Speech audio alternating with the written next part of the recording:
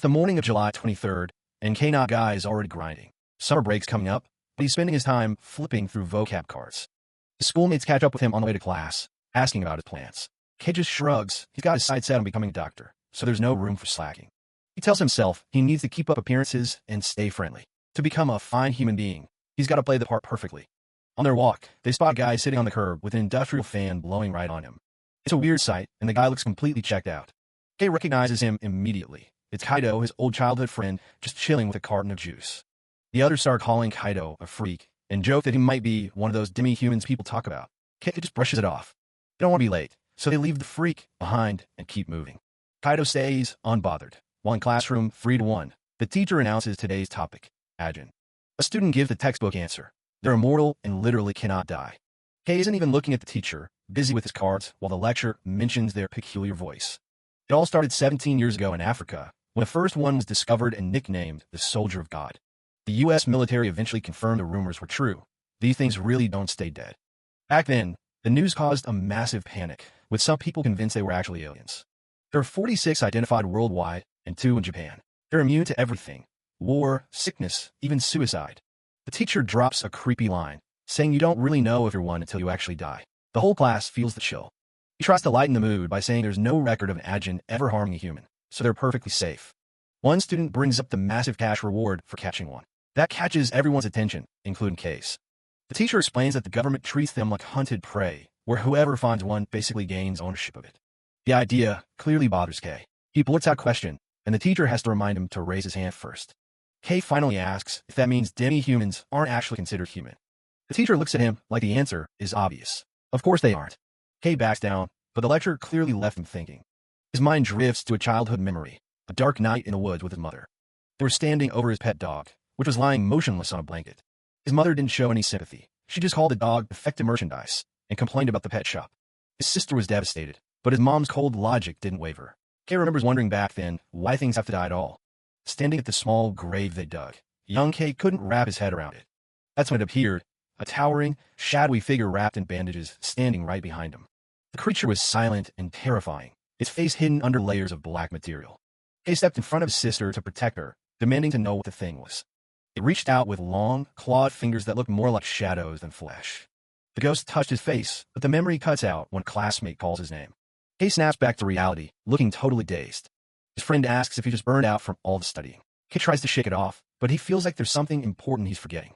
He heads home alone, refocusing on his plan to become a fine human being. He's so deep in thought, he doesn't notice the truck coming. The driver slams on the horn and screams, but K only looks up at the last second. There's a sickening thud as the truck plows over him, leaving a trail of blood on the asphalt.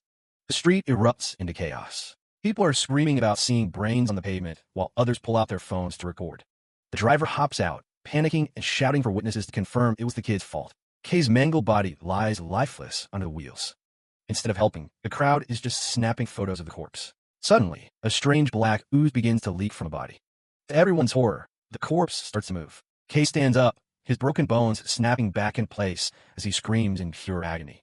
The crowd stands frozen, eyes wide as they watch the impossible happen right in front of them. Black particles swirl around K's hands, knitting his broken flesh with a life of their own. The realization hits the onlookers like a physical weight. The rumors were true, and there really was a demi-human among them.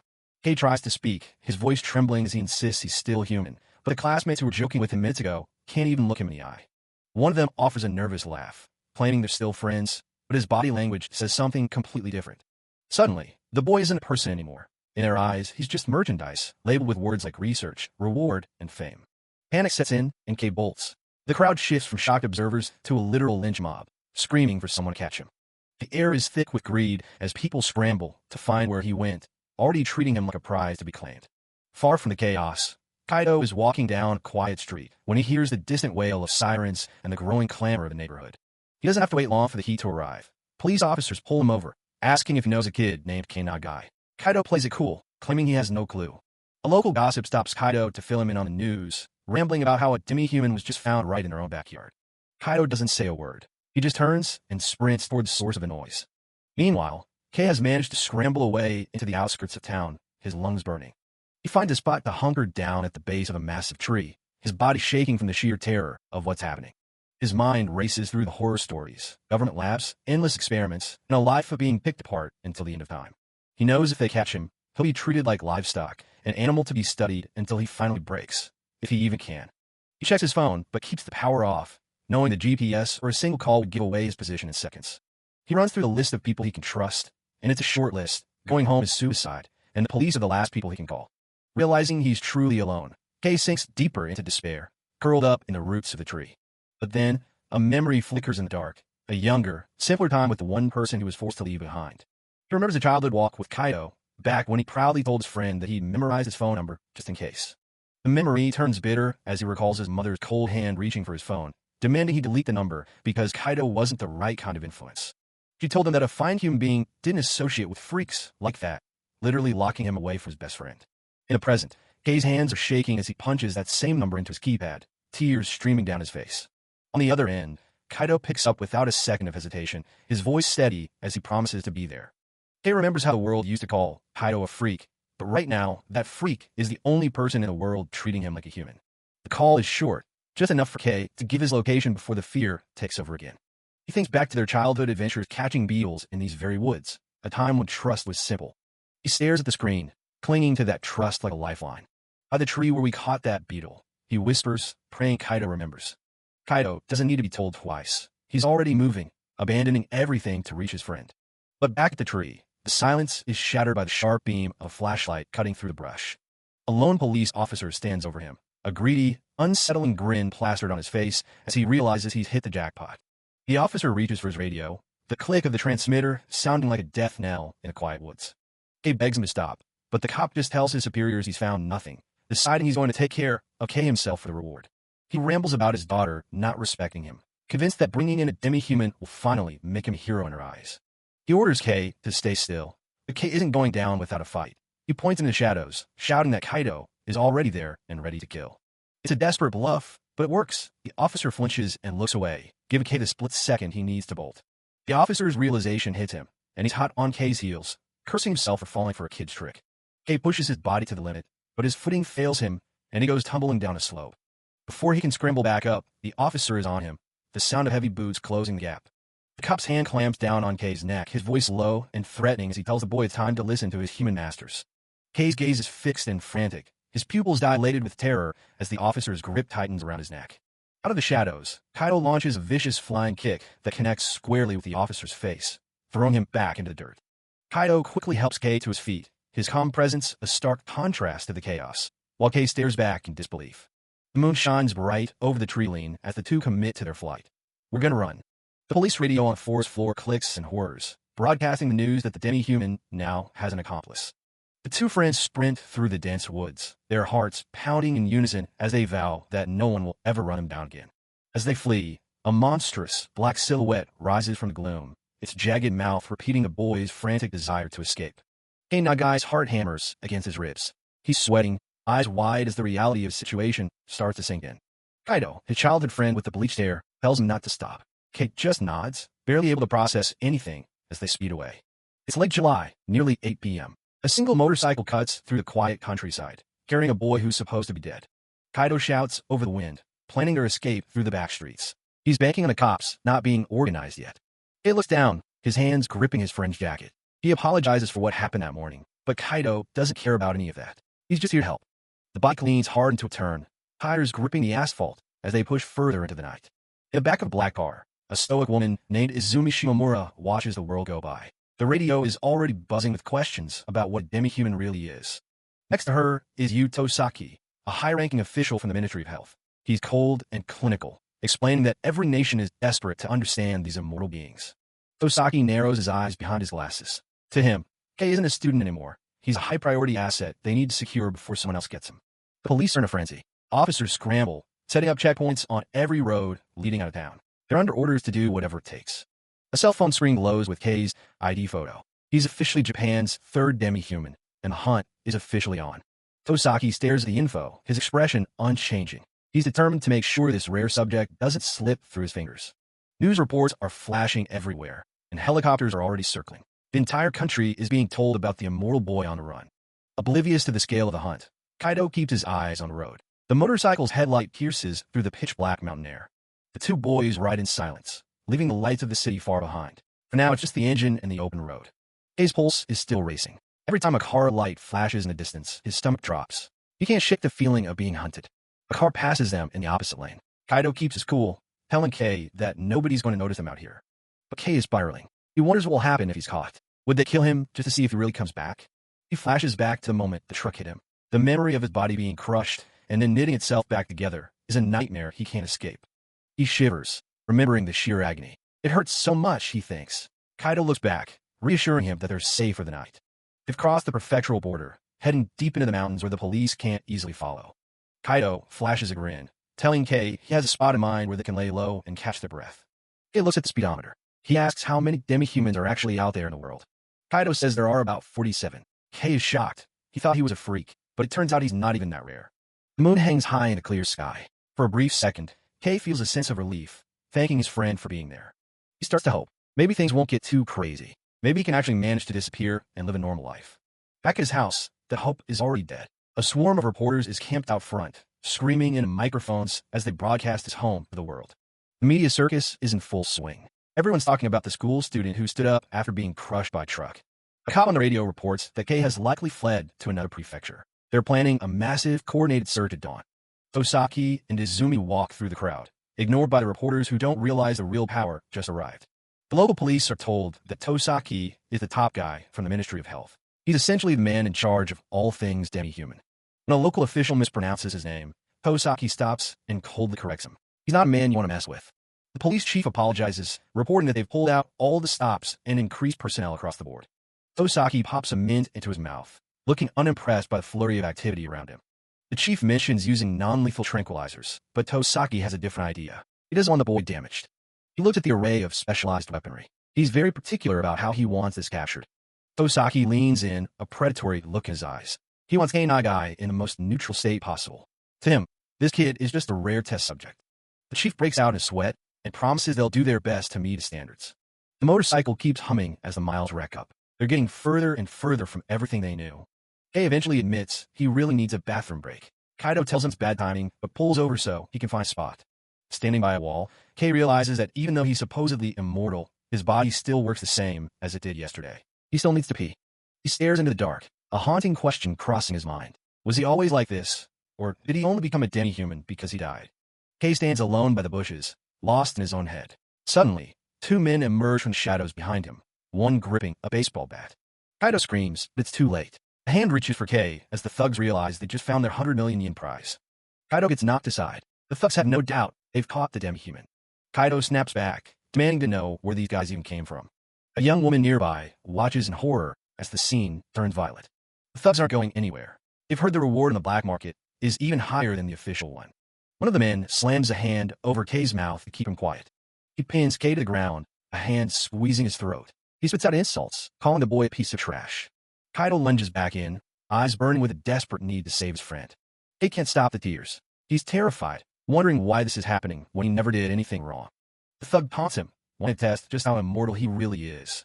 Kei slumps back against the dirt, the fear and pain finally overwhelming him. Kaido looks on, helpless, as the assault continues.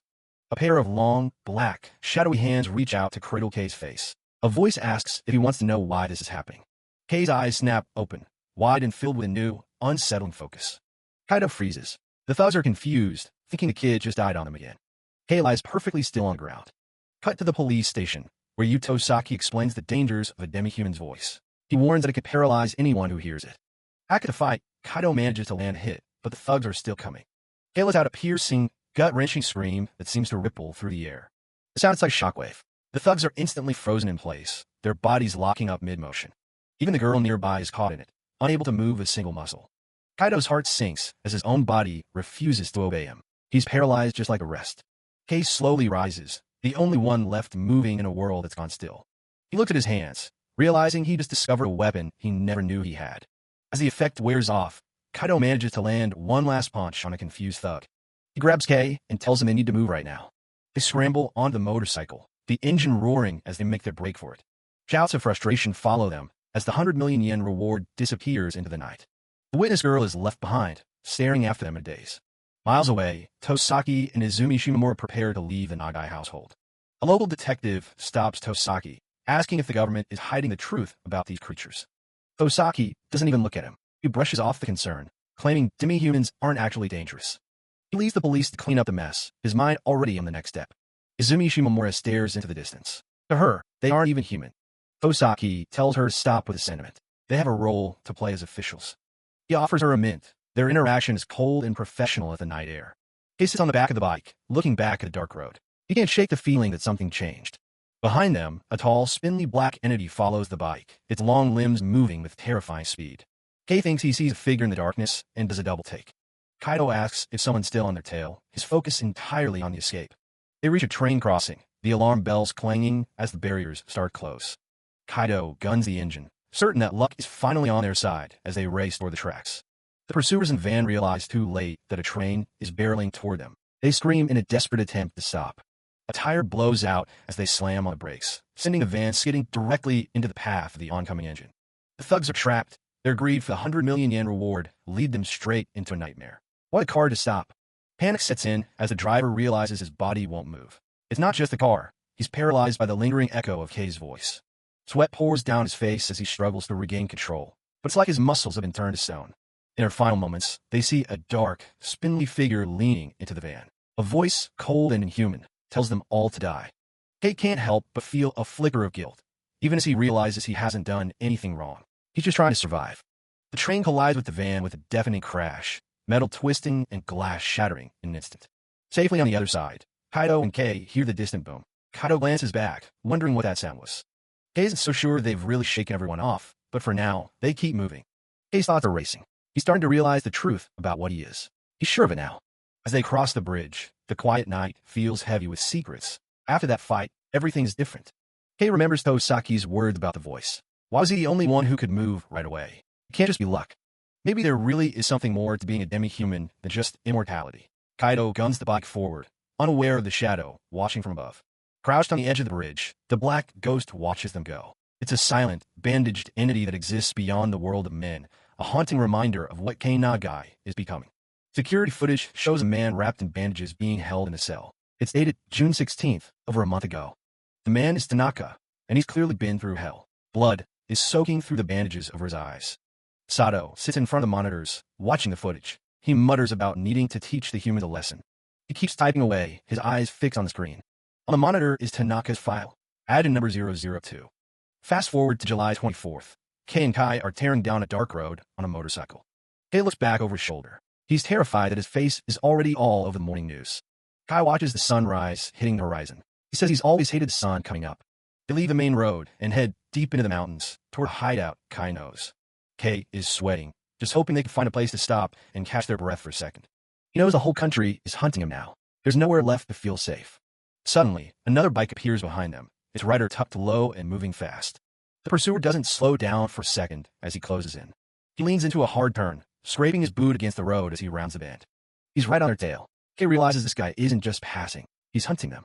Kei shouts a warning as the bike pulls up alongside them. The pursuer twists the throttle, gunning his engine. He thinks taking down a couple of kids will be easy money. He gets a good look at them. He's surprised that the one helping the demi-human is just a brat. His eyes widen with greed behind his visor. He wants the reward all to himself. Kai and Kei look back at him, both of them realizing they're in deep trouble. Meanwhile, in a quiet living room, Tosaki and Izumi Shimomura are finishing up an interview. Tosaki offers some empty sympathies to the woman they're visiting. He leads Izumi out, annoyed that they didn't get any useful information from the family. As they walk away, Tosaki asks for a status report on the runaway, Kei Nagai. Izumi tells him Kei broke through the checkpoints and was last spotted near Kanagawa. Tosaki scoffs, thinking the person helping Kei is just some amateur civilian. He assumes a professional wouldn't have made such an obvious mistake and wonders what the kid's motive is. Tosaki gets a cold look in his eye as he pops a mint into his mouth. Izumi suddenly stops and stares into the crowded street. She whispers that he's here. She spotted a familiar face moving through the people. It's Sato, walking calmly through the crowd with a small, unsettling smile. Both Izumi and Tosaka lock onto him immediately. Izumi is ready to move, but Tosaki holds her back, telling her to stay calm and follow the plan. An emergency alert pings on a phone. The hat has been sighted near Kei's home. Tosaki hands Izumi her gear, telling her they have to avoid the worst-case scenario at all costs. While they scramble, Sato stands alone outside a block of apartments, looking up. He's got a smug look on his face, like everything is going exactly as he planned. Back in the mountains, The chase is reaching a breaking point as the bikes lean into a curve. Kai tells Kei the guy is right on top of them. He asks if Kei can use that voice of his. Kei looks on in shock as Kai prepares to make a move. Kai explains that if they can force the guy to crash while they stay upright, they'll win.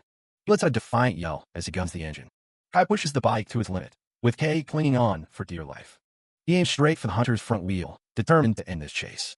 Kei is horrified. At this speed, a crash could be fatal for anyone, even for the guy they're trying to stop. They collide. The impact is brutal, sending both bikes tumbling across the rocky ground. Kei is thrown from the seat, terrified. He realizes Kai might have gotten them both killed. The bikes come to a rest in a shallow, rocky riverbed. It's a total wreck. The hunter groans, but quickly recovers. He's thrilled he's actually done it. He's captured the most wanted demi-human in Japan. Kei tries to move, but he's in agony. His leg is clearly broken. He calls out for Kai, but all he sees is his friend lying face down and motionless in the water. The hunter stands over him, showing his face. Kei is completely at his mercy. To shut him up, the guy delivers a heavy kick right to Kei's head. He pulls out his phone to report the catch, but there's no service this deep in the mountains. Kei begs him to help Kai, but the man doesn't care. He glances at Kai's body with total indifference. To him, the kid got exactly what he deserved for helping a monster. Kei is hit with a wave of guilt. If he hadn't asked for Kai's help, none of this would have happened. He stares at his friend's limp body, his heart racing as he realizes the cost of his escape. The hunter gets impatient and tells Kei to stand up. When Kei can't, the guy just gets more annoyed. He stands over him, mocking his weakness. Kei's eyes start to change, flickering with a strange, dark intensity. His pupils shrink into spirals as a cold, murderous aura starts to leak out of him. But before anything can manifest, a bloodied Kai suddenly lunges out of the shadows, wielding a massive rock. He slams it down with everything he's got, smashing the hunter's helmet and sending him flying. The guy is out cold before he even hits the ground. Kai stands there, panting and covered in blood. Kei can barely believe he's still alive. Kai gives him a shaky grin, admitting he was just playing dead to wait for the perfect opening. He tells Kei to pull it together. They need to grab the hunter's bike and get out of here. But Kei knows he's a liability now. With a broken leg, he's just going to slow Kai down. He tells Kai to leave him behind. Humans and demi-humans aren't meant to walk the same path. Kai just stares at him, looking more hurt by those words than the crash. He refuses to listen, telling Kei that if they just get away, he can stay the way he is. Kei looks at his friend, wondering why anyone would go this far for someone like him. He realizes Kai won't leave him no matter what. He's stuck with a defective human who cares too much. He looks down at his mangled leg. No doctor is going to help Najin, and he can't ride a bike like this. If he's going to save Kai, he has to stop acting like a human. His eyes fix on a hunter's pocket knife lying on the rocks. He reaches for it, his heart hammering against his ribs as he makes a terrifying decision. Kai is busy checking the bike, calling for Kei to get ready to move. Without a word, Kei drives the blade into his own throat. Blood sprays across the rocks as he falls. A moment later, his body resets. He stands up perfectly fine, his leg healed as if nothing happened. I'm all better. Let's go. Kai is paralyzed with shock. He's just watched his best friend kill himself without even flinching. Far away in a peaceful park, Sato is catching up on morning news. He talks with Tanaka about the inevitable rise of Ajin incidents, knowing the world is about to change. With a chilling smile, he says it's time to show the newest demi-human the true path. Tanaka holds up a newspaper, his mind already turning toward his next objective, finding Kei Nagai. Tanaka wears a sharp, predator-like grin, his eyes fixed on some distant, dark ambition. Sato addresses Tanaka, reflecting on the nature of demi-humans. He suggests that Tanaka's blessing was a gift he didn't fully appreciate until now. Sitting casually in a soundproof room, Sato continues his cryptic lesson, claiming he's there to save the man before him. The scene reveals the carnage Sato left behind. Dead guards litter the floor of the interrogation room, where Tanaka is still strapped to a chair. Far from the city, Kei and Kai have taken refuge in a secluded shack hidden deep within forest. Inside, Kei stands at a cracked sink, washing away the blood from his neck after his first reset.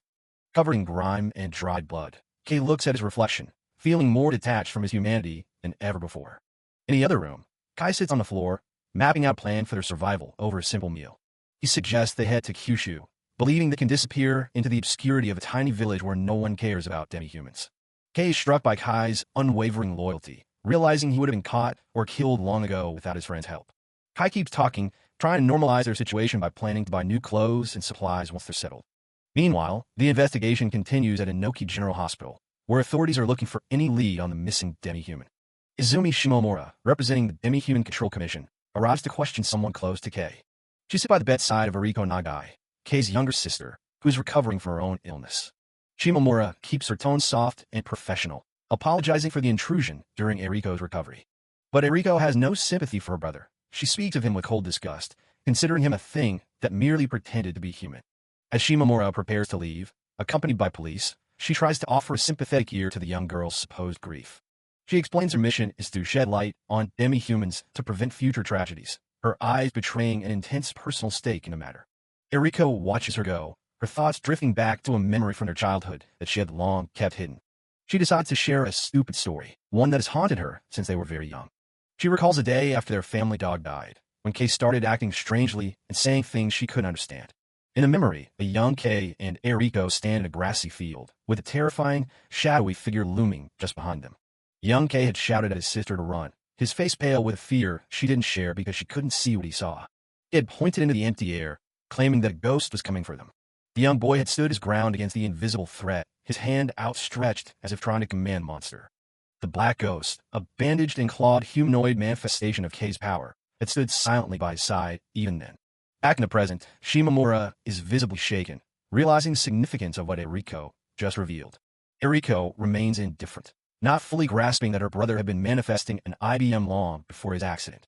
Shimamura stands in the hospital corridor, her mind racing with the tactical implications of a demi-human who can see ghosts. She is overwhelmed by the information, her face flushed as she realizes she may have just discovered something that could change everything. Worried about how Tosaki will react to this news, she prepares herself for the high-stakes meeting ahead, while Eriko is left alone with her memories. Back in those days, Eriko Nagai spent a lot of time playing with her older brother. The friend Kaido was usually around too, back when things were simpler. But present-day Eriko isn't feeling nostalgic. She's cut off by a sudden sense of dread. Izumi Shimamura is right in the middle of talking to her when the air in the hospital room shifts. Out of nowhere, Izumi's chest is pierced from behind, sending a spray of blood across the room.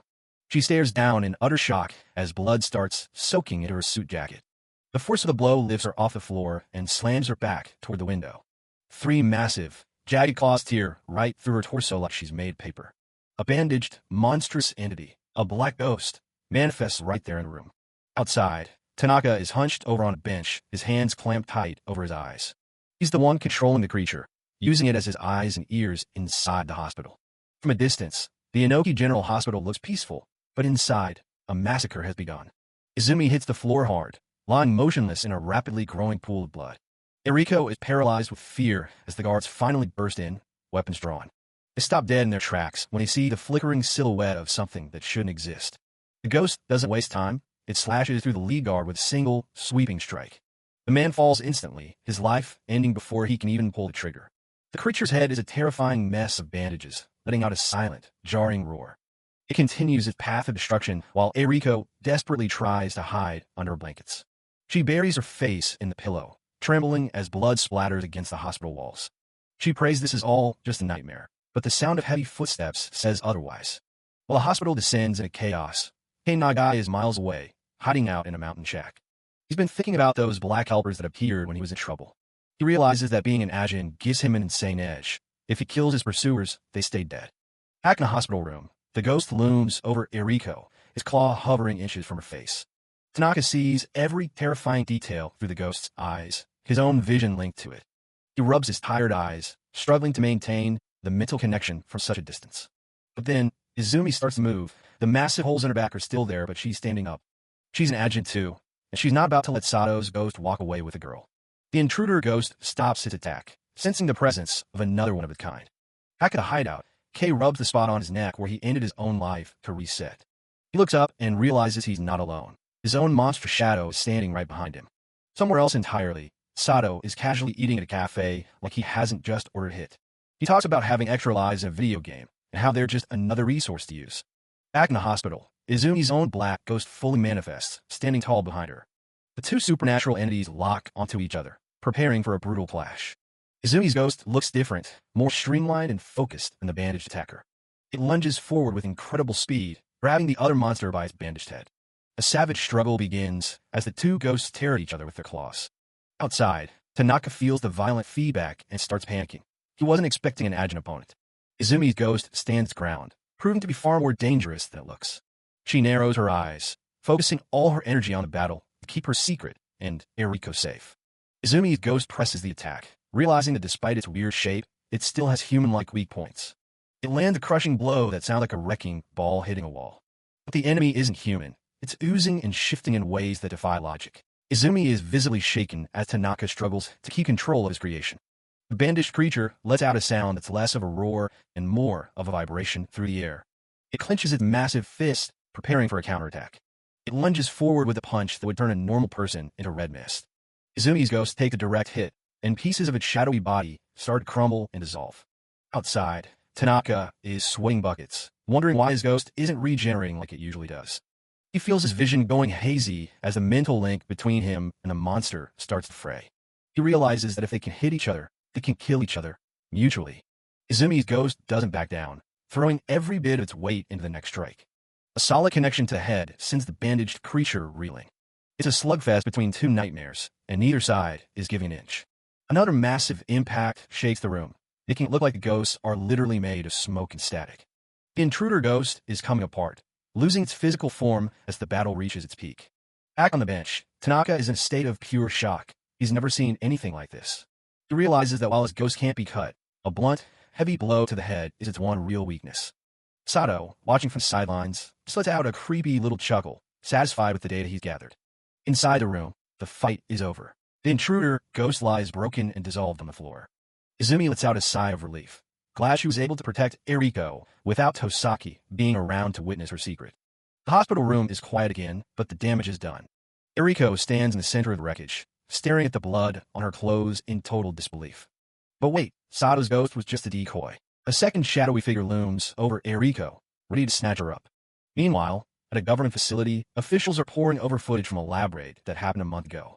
They're watching the moment Agent Number 002's power was first truly understood. Tosaki and the others are analyzing these variants and their terrifying abilities.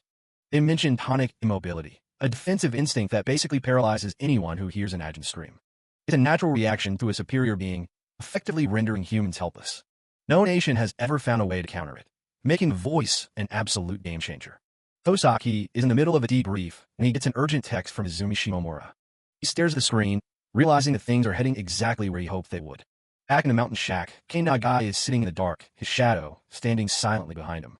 He spent half the day at death's door, and his mind is finally starting to process the insanity of it all.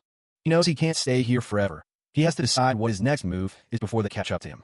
He looks at a map of Kyushu, realizing that getting there is almost 1,000 kilometers away. It's way too risky for a human, and at this point, he can't trust anyone but himself. He looks at Kaido, thinking about how his friend only has one life. 9 wouldn't even be enough for a guy like him. Kei has been watching Kai ride, mentally mapping out how the bike works, so he can take over if he needs to. He considers just staying on the mountain, hiding in the woods where people disappear every year. He wonders if he could survive alone, starving to death and reviving over and over. But he shakes the thought away. He knows there are others like him out there, closet demi-humans who aren't on any government list. Looking at his own hands, he realizes that in a world with over 1 million deaths a year, hiding in plain sight is easier than it looks. Kei wonders if there's an actual community of people like him, a place where he can finally learn how to survive. He stares at the map, realizing that the key to his freedom lies in finding others who have successfully stayed under the radar. Kaido breaks his train of thought, returning from a grocery run with enough supplies to keep them going for a while. Kei looks at his friend, feeling a mix of gratitude and a heavy burden of being the reason they're both in hiding. Exhausted from the journey, Kaido settles in for some much-needed rest while Kei keeps watch. They decide to rotate, taking 1-hour naps so neither of them is caught off guard in the middle of the night. Once Kaido is asleep, Kei slips out into the woods, knowing he can't risk turning on his own phone. He uses Kaido's burner phone instead, planning to find a signal far away from their hideout to look for any clues online. His footsteps crunch on the dry forest floor as he makes his way deeper into the shadows of the mountains. He thinks about Kaido, the one person who risked everything for him, and makes a silent vow never to forget that loyalty. Looking back at the lonely shack, he realizes just how far they've come and how much further they still have to go. His expression hardens, a quiet thank you whispered into the wind as he turns his back on his old life. The dense forest closes in around him, a natural shield against a world that wants to hunt him down. He knows the government isn't the only one looking. Other demi-humans might be searching for him too. Suddenly, the phone in his hand vibrates violently. Someone is calling. The sudden noise and the silent wood nearly makes him jump out of his skin.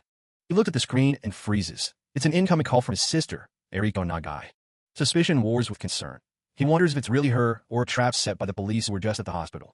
He lets it go to voicemail, and a strange message starts to play. Have you ever seen a black ghost? A calm, older voice speaks over the recording, and Kei realizes he's not talking to a government official. It's Sato, an older man with a flat cap and constant, chilling smile, sitting in a car with Tanaka. The message continues, asking Kei if he has a way to get around, clearly testing his resourcefulness. Hours later, K is on a motorcycle. The engines roar the only sound as he speeds through the winding mountain roads. He reflects on the two types of people in the world, the meek and rough, and concludes that some humans simply deserve to die. Back in the car, Sato tells Tanaka that he has high hopes for K, especially since the boy has been manifesting his ghost since childhood. They cruise through the city, satisfied with the chaos they've set in motion in just half a day. The true cost of the game is revealed in the car's trunk, where Eriko Nagai lies bound and blindfolded. She's terrified, caught in the middle of a conflict she doesn't understand, being used as a pawn to draw her brother out. Kei leans into a turn on the bike, his thoughts turning dark as he imagines what they might be doing to her. He's done trying to be the person everyone expected him to be. The mask of the polite student is finally slipping. With cold, murderous intent in his eyes, he reaches a grim conclusion. If they hurt her, he will kill them all. The scene of the crash is eerily quiet now, but the reality of the situation is just setting in. These things, these life forms, they just won't stay dead. The bike and scattered clothes are all that's left of human life he once had. From now on, he's known only as demi-human. Kei is out on the road, shirtless and trekking through the heat until he finally pulls on a fresh shirt. He's already exhausted and parched, realizing that even if he can't die permanently, dehydration is still going to be a miserable way to go. He wonders if it would be easier to just reset, again like he did after the bike crash, but he keeps pushing forward. He spots a few buildings in the distance, hoping he can find what he's looking for. Eventually, he reaches the entrance of a quiet shrine, bracing himself for the meeting. As he climbs the steps, he tries to keep his cool, knowing that imprisonment is a bigger threat than death at this point. Two men are already waiting for him at the top, standing in front of the main building. The older man, Sato, greets him with a friendly smile, commenting on how quiet the shrine is. Tanaka stands by his side, looking much less welcoming than a man in a hat.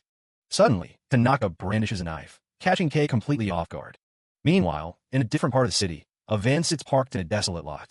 Inside, Yu Tozaki is waiting with his usual cold, impatient expression. Izumi Shimomura climbs into the car and apologizes for being late. Tozaki isn't in the mood for excuses. He tells her that Kei's sister, Eriko, was taken 2 hours ago, and he suspects Sato and Tanaka are behind it. He gets on the phone and demands a full report on the situation. The investigation headquarters reports back that they've tracked the location using the sister's cell phone signal. Tozaki acknowledges the info, his face hardening as they narrow in on Kei Nagai's location. He informs the police that they're now authorized to use tranquilizer guns on the demi-human. Izumi asks why they were banned before, and Tozaki just gives a vague answer about policy changes. His real goal is to see if Kei is a variant, and he's more than happy to use the local police as bait to find out. Izumi stares ahead, seemingly uneasy with the cold-blooded plan.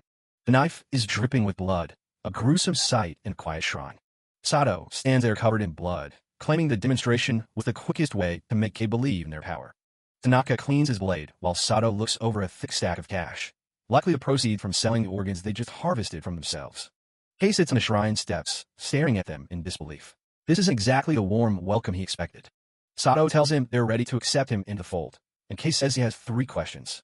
The first thing he wants to know is what happened to his little sister. Sato reassures him with a calm smile, claiming they've already let her go. We see a memory of Eriko Nagai waking up, safe but clearly shaken. She's been taken care of by medical staff, likely on her way back to the hospital. Sato suddenly drops to his knees and bows, apologizing profusely for taking his sister just to find him. Kei is stunned. He never expected a demi-human to be this polite, or to care about scaring a human girl. The second question is simple. How did the two of them live? Tanaka looks annoyed, but Sato is more than happy to explain his way of life. He says his motto is to be more human than the humans themselves. Kei starts to relax, thinking that Sato actually seems like a pretty good guy despite the bloody introduction. Sato even vows to rescue Kei in the best way possible if anyone ever treats him wrong again. Kei's guard drops. He figures there's no reason to suspect there's some kind of terrorists. They're just people like him. Tanaka stands by, clearly not sharing Sato's optimistic views on their survival. Even if they wanted to rebel, they're outnumbered by millions. Kei has one last question, but first he mentions the black ghost he thinks he's been hallucinating. A sudden shot rings out, the sound muffled but sharp. Sato is clipped by a projectile, catching him completely off guard. Kei watches in horror as a tranquilizer dart thuds into the wood right next to his head. The old man looks down at the dart, realizing exactly what's happening.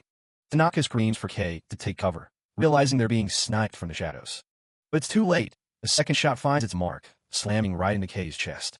The drug hits him instantly, sending his world into a tailspin as he starts to topple over. He hits the ground with a dull thud, his vision blurring as he loses consciousness. As the darkness takes over, he wonders how the hell they found him. Was the phone? The bike? He doesn't even have time to finish the thought. Sato looks back at the tree line, but he doesn't seem particularly worried about the shooters. The two older men stand over the unconscious boy, seemingly safe while the attackers keep their distance. Sato casually suggests they go grab a cup of coffee, treating the entire situation like a minor inconvenience. He looks down at Kei, noting that the kid failed the test because he still cares too much about his human life. Nearby, a shadowy figure lowers a sniper rifle. It was Sato's own black ghost that took the shots. This whole thing was a setup. The two of them casually stroll away from the shrine, leaving the unconscious boy behind for the authorities to find. The aftermath is grim, with a local resident lying face down in dirt. It seems the peaceful meeting was anything but. Somewhere else, a young man is just trying to cool off on a hot summer day. This is Keisuke Nakajima, one of Kei's old classmates, walking alone along a quiet road. He looks out over the landscape, thinking about the chaos his former friend has caused. But back in the present, Kei is being hauled away in a van, Sato mentioning that he needs a proper education. The plan is to let the humans break him, to foster a hatred deep enough to turn him into a weapon for their cause.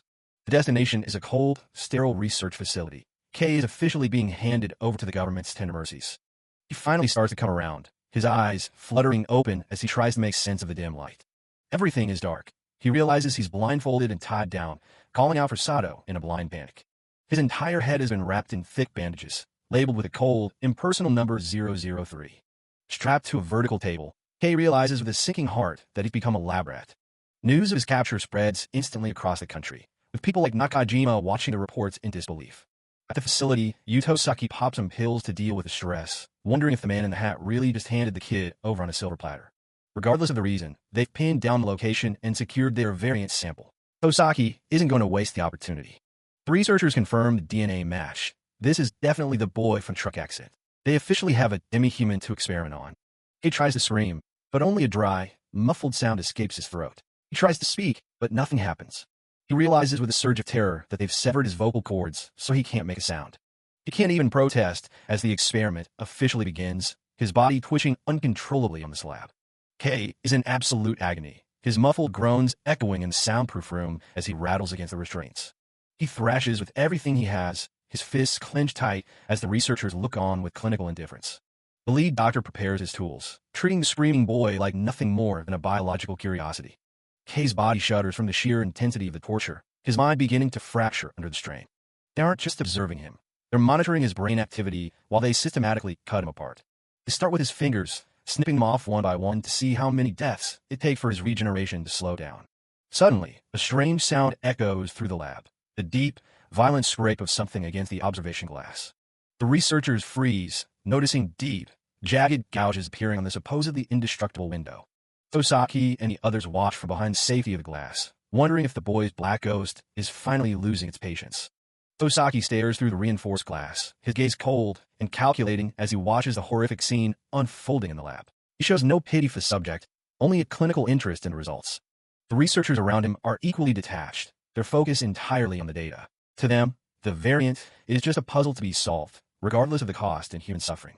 Izumi Shimomura stands by his side, her expression far more conflicted than his. She can see the invisible presence in the room, even if the others can't quite pin it down. There it is, the black ghost, its dark bandages-like form, standing right in front of the window, its clawed hands having already left their mark on the glass. It looms over the room like a silent guardian or a vengeful spirit. The scientists debate whether it's truly a ghost or something else entirely, noting the strange tracks left behind at the side of the hat attack. They're trying to rationalize something that defies every law of nature they know. Tosaki isn't interested in the debate. He just wants more data. He orders the researchers to inflict even more pain on Kei Nagai, hoping to draw out a stronger reaction from the invisible entity. He watches closely, noting that the ghost seems to have stopped its aggression for now. But he knows it's only a matter of time before it strikes again, and he wants to be ready when it does. To him, Kei Nagai is no longer a person. He's just a catalyst for something far more dangerous. Shimomura watches the feed, wondering if the subject even knows what's going on. She notes that the connection between him and the black ghost is barely holding on. Tosaki compares it to a spotty phone call, thinking the creature might just be acting on pure instinct. Tanaka stands right there in the room, his massive ghost looming over Tosaki. Tosaki just smirks through the glass, completely unfazed by the threat. He tells Shimomura to keep her eyes on the monitor while the ghost stares them down. Shimomura can't stand to watch, but she's told to get it together and do her job. They've got Kei strapped to the table, completely covered in bandages for the next round of science. Tanaka watches the whole thing, deciding it's time for a reset while the doctors take a break. Kei's stuck in his own head, his ghost lurking while he tries to process the nightmare. The researchers head out, casually telling their specimen they'll be back in a bit. In his mind, Tanaka shows up to mock him, asking if he's still trying to act human. He throws Kai's face in his mind, reminding him of the friend who's actually out there risking it all. Tanaka's scarred face sneers at him, saying he hasn't even begun to feel real hell yet. He laughs, egging Kei on to drop the act and become a monster he really is. Back in the real world, a doctor stands over the table, ready to get back to work. The voice in Kei's head keeps digging, calling him a joke for still caring about morality. As the doctor raises his knife, Kei's ghost appears behind him, ready to tear him apart. But Kei's mind goes back to the road, seeing Kai waiting for him by the bike. He remembers the look on Kai's face, the guy who actually gave a damn about him. Everything else fades out as he focuses on that one memory of his friend. The ghost suddenly stops, its hand dissolving into dark particles instead of striking. Kei's eyes well up with tears behind the gauze. He just can't bring himself to kill. He tells Tanaka that Kai is the one person in this world he absolutely won't betray. Tanaka stares him down, wondering why a single look from a human matters so much to him. Kei realizes that someone actually put their life on the line for a guy like him. He breaks down, feeling like he has to sacrifice everything else just to make up for that debt. The doctor doesn't care about his inner struggle, plunging the tool right back into him. Tanaka just watches with a smirk, calling him a half-assed kid and wondering how long he'll last. Kei's eyes snap open as the fresh wave of agony hits him. They've got him strapped to a board now, labeled as Specimen 003 for the next phase. Nakajima can only watch from the sidelines, hearing the horrific rumors about what they're doing. The doctors don't hesitate, deciding to start pulling teeth while Kei just grips the straps. The hallway stays quiet, the soundproofed walls burying whatever's happening inside. Outside the gates, life goes on as usual for everyone else. Nakajima can't stop thinking about the day everything changed and Kei was outed as an agent. He looked down, the guilt of staying silent started to really weigh on him. A news report announces a top specialist arriving from overseas to handle the research. Nakajima sits in his room, watching the media circus, seeing how the world has turned on his friend. His classmates eventually snap him out of it, telling him they're going to be late. They start gossiping about the guy who helped Kei escape, wondering if he's from a rival school. But as the summer course starts, it's back to the same old grind of tests and exams. Nakajima sits at his desk, head in his hands, completely out of it while everyone else is getting ready for lunch. Yuki pops over to see if he's okay, noticing he's been staring into space for way too long. He's surprised she even saw him on the news yesterday, realizing just how much attention the whole Nagai thing is getting. Another student chimes in, calling Nagai a weirdo who treated studying like his only hobby. They keep pestering Nakajima for details since they went to the same school, but he just tries to brush it off. Yuki can't believe how insensitive they're being, reminding them that Nagai was still a person like them. She asks Nakajima if he's not bothered by the way everyone is talking about him, but he stays quiet. The tension gets real awkward as Nakajima realizes he might be the one acting strange for actually caring. Yuki just sighs, resting her head on her hand while the rest of the group keeps chatting. She tells Nakajima to wake up and focus, or he's definitely going to flunk his exams. Nakajima looks at his notes, but his mind is clearly a million miles away from studying. The school hallway is empty and quiet as he starts to drift back into his memories. He remembers how Nagai was always antisocial, but he can't help wondering what the guy is going through right now. He recalls being blown away by Nagai's meticulous notes, realizing the guy worked harder than anyone. Back then, he'd asked why Nagai was so obsessed with getting into college, and the answer was simple. He wanted to cure a disease. It wasn't for fame or money. His little sister had a condition that no one knew how to treat.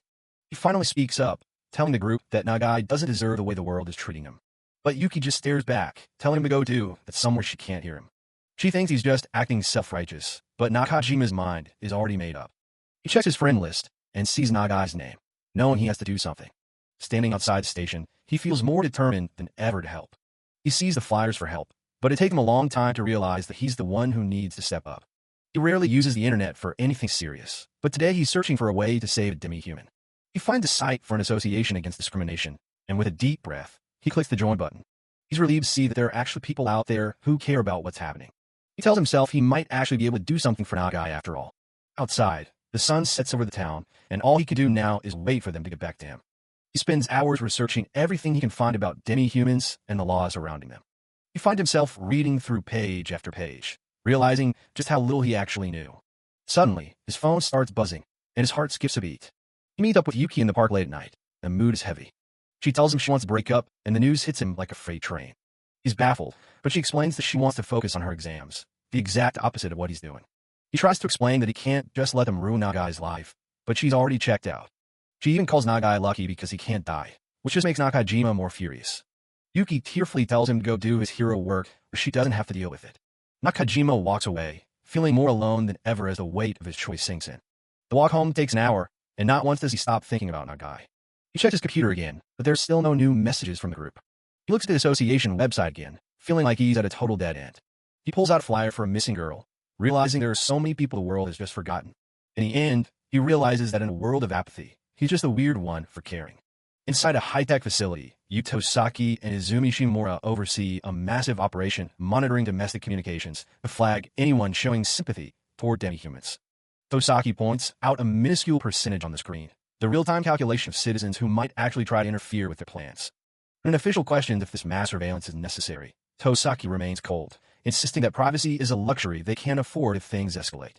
The government's net is wide, and they're already compiling data on every citizen who has even slightly flagged their systems.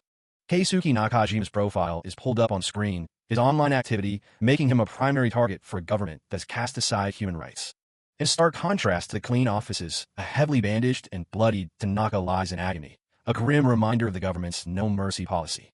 Night falls on the city, and in a quiet corner of the hotel seed, a shady deal is about to go down under the cover of the rain. A black market dealer named Nikozawa waits with 2 heavy bags, his expression neutral as he prepares to hand over his illegal cargo. Sato enters with his signature polite smile, thanking Nikozawa for sourcing such difficult items on such short notice. Nikozawa treats Sato like a valued client, handing over the merchandise without asking too many questions about its intended use. When asked if he wants to verify the contents, Sato simply says he trusts him, ready to move on to the next phase of his plan. The bags are revealed to contain a grim harvest of human organs, livers, kidneys, and hearts, essential for a demi-human's regeneration. Lugging the heavy bags, Sato heads back to his car through the pouring rain, leaving a wary Nikozawa behind in the parking lot. Inside the car, Tanaka looks over an arsenal of weaponry, questioning if rescuing Kei Nagai is really worth this level of risk and preparation. Sato slams his hands down with a wide, unsettling grin, admitting that he isn't even sure if saving the boy is worth the trouble. As Tanaka looks on in confusion, Sato reveals his true hand. Rescuing Nagai isn't the priority. He's just a piece in a much larger, deadlier game.